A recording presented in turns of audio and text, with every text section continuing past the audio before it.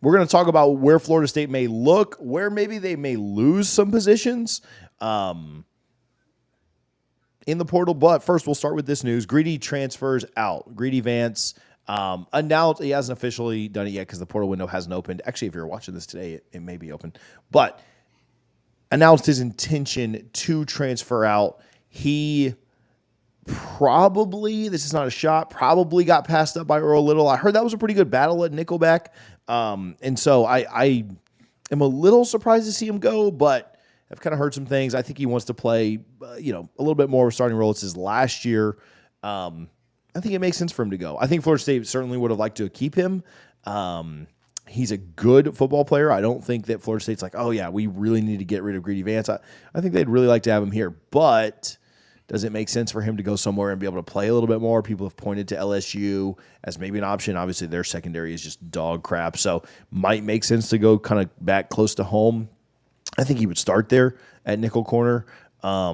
So I don't know. I haven't heard anything on LSU. Like that's not like inside info, but I think it's a place that could make sense. I think he's that caliber. I think he could play nickel for an SEC team, especially an SEC team. Like I don't think he could play for Georgia, but an SEC team that is not,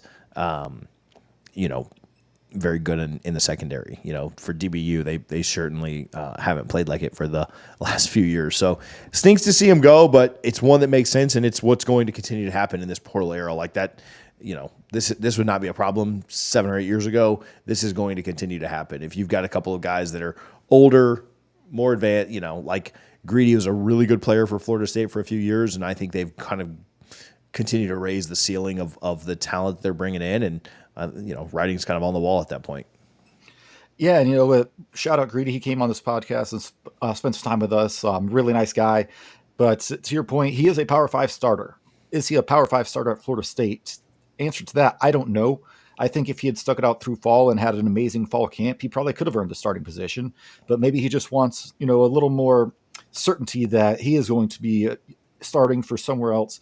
And like you said, he's going to have options. He is a good player, and it stinks that you lose him because you can never have too much depth at any position.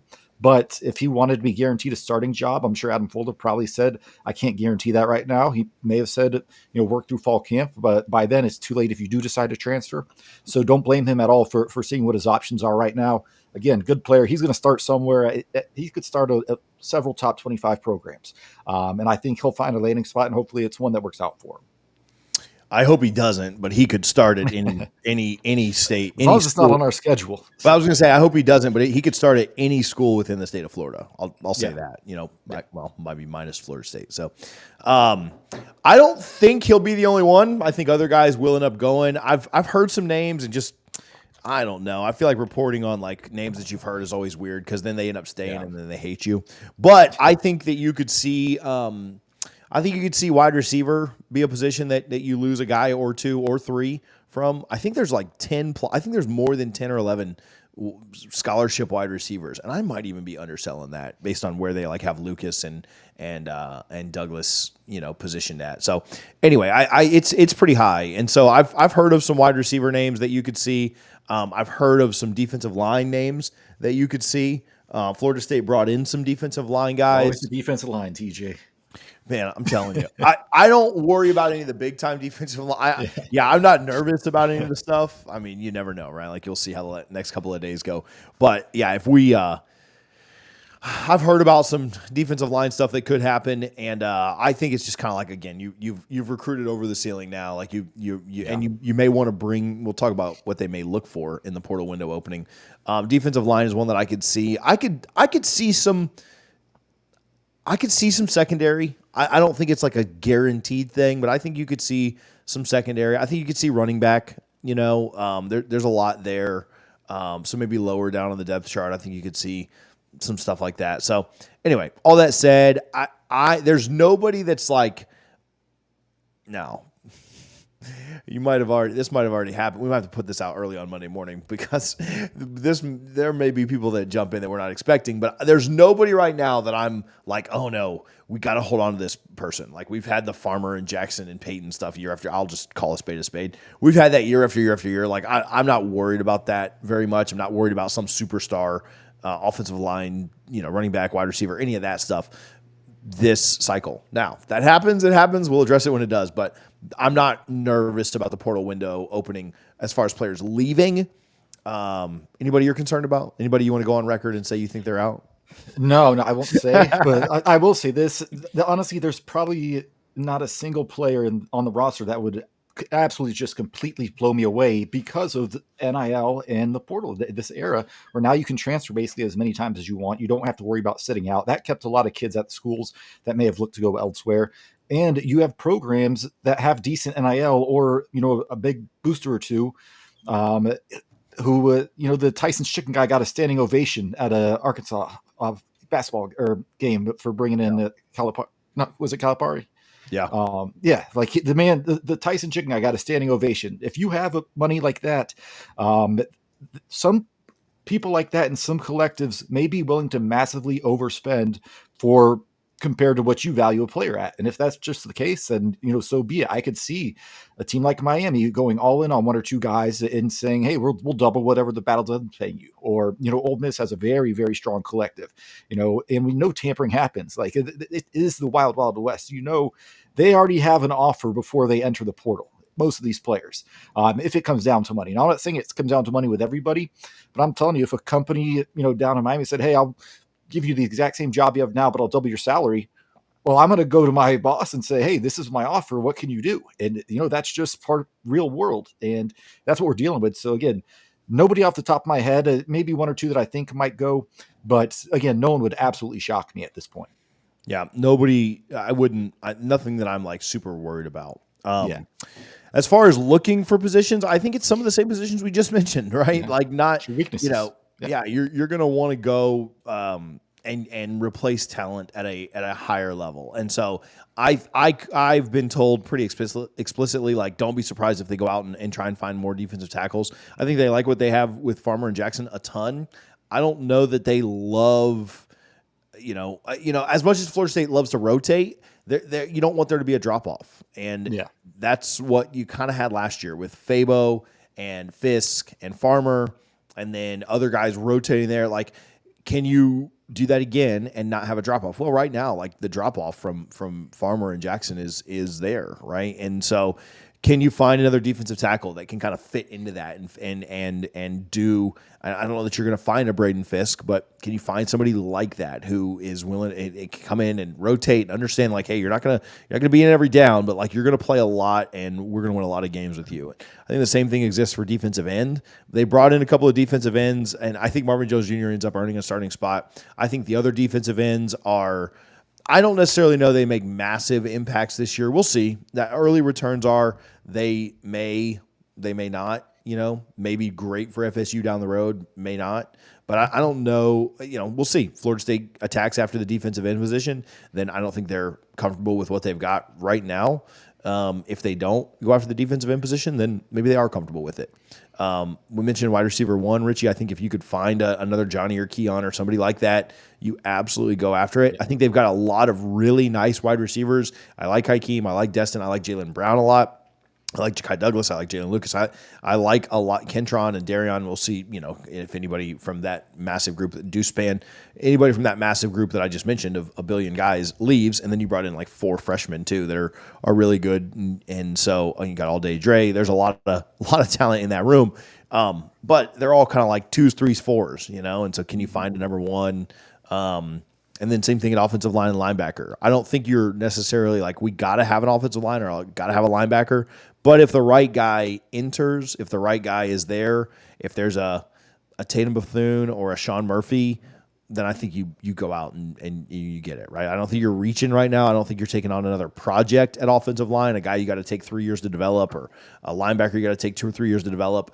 But if you can find somebody that is a difference maker at those 2 positions, then I think you go ahead and pull the plug and pull the trigger, maybe is a better word, and go get them. First, I want to give some love to our friends over at Rohan Law. Some of you guys have been following Doug Rohan at Rohan Law over on Twitter. He's been all over the FSU ACC litigation. He's really helped explain it in pretty simple terms. If you haven't done so yet, make sure that you're following his social media accounts on any platform, but I'd specifically suggest Twitter. Rohan Law is based in Atlanta, Georgia, and they want to be your best friend on your worst day. If you've been arrested or hurt at work, his team is ready to help protect your rights. Call Rohan Law for your free consultation today. Yeah, and I think it's almost like professional off seasons now, right? We just talked about NIL and the portal. Does Mike Norvell get with Derek Ray and say, hey, Clemson looks like they're going to be really good at this. Who can we find to try and counter that? If you're in the NFL, everyone in the AFC is saying, what can we do to combat what the Chiefs are doing? What position do we need to give us the best chance? I feel like that's almost where you're at now. You have to look at your toughest games on the schedule and say, what do they do well? And does it make sense to bring someone in that we could think could help us even for just that one game within our scheme? It's actually really interesting.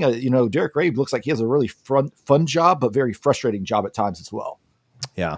I saw you. I don't remember the publication that gave it to him, but he won GM of the year. So hats off to him for winning that. But yeah, it's a stressful job for sure. Like managing this, because in the NFL, listen, not to get off the portal tangent, but like in the NFL, you can't leave year after year after year. Like that's what college football has to fix. Like nobody, like I'm all for the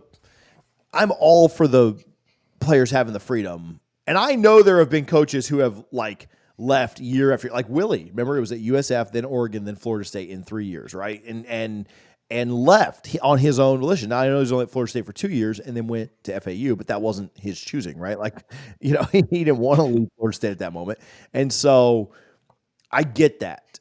And maybe the number is 2. I don't know what it is, but like in the NFL, you can't do this. People are like, oh, the NFL, this can do that. And honestly, coaches can't do it either. Like a coach would not leave a job 4 years in a row, right? Like that's not realistic. Now, could a coach? I mean, I guess he could, but like when would that ever realistically happen, right? Like when even the Willie doing it 3 years in a row Willie really was just 2. He transferred twice if you think about it like that. And so I don't know, man, like doing it 3 times, like to me, I don't even think that's just not realistic. A job wouldn't let, like there's non-competes, there's different things. Coaches wouldn't do it because of the buyouts that you have to pay when you are leaving. I don't know. I think they need to fix this stuff. Yeah, and I think the only way you fix it is by making them employees. And then to your point, you could have a no-compete. Say, okay, we own your employment rights for 2 years. Yeah. You can leave if you want, but you're not going to go work somewhere else during that time. You can enroll, but you're not going to play. Or even be strict enough to say, no, you can't enroll. This school owns your scholarship rights for 2 years. But again, to your point with coaches, they don't have that. There's no way to say that. There's just massive buyouts. So it's culture just truly is so unique in how they operate. But as long as these kids are considered student athletes and not employees, that you're really hamstrung as to what you can do. And I know there's people a lot smarter than me who follow the politics of it and the Supreme Court cases and hearings in Congress and all that. So I'll just, whatever it is, just roll with it for now. We'll just keep it, in their hands. But hopefully it gets fixed somewhat, because it is kind of insane at this point. So, all right, let me give Garnet and Gold some love. GarnetandGold.com. I was up there this weekend. If you're going up for the spring game, or if you're sitting at home and not going to the spring game, maybe do a little online shopping at Garnet and Gold so you can look good on your couch. They're renovating the Pensacola Street location. It looks great. They're getting some stuff in there now. Got a little bit more to do on the outside, but went by Governor Square because there's a little bit more out over there. GarnetandGold.com. Use our code NOSLAW, NOSLAW, for 15% off. NOSLAW, NOSLAW. Make sure that you're shopping at the number one place to get your FSU merchandise, gear, apparel, jerseys, whatever you're looking for. GarnetandGold.com. If you're in town, make sure you go by there this weekend.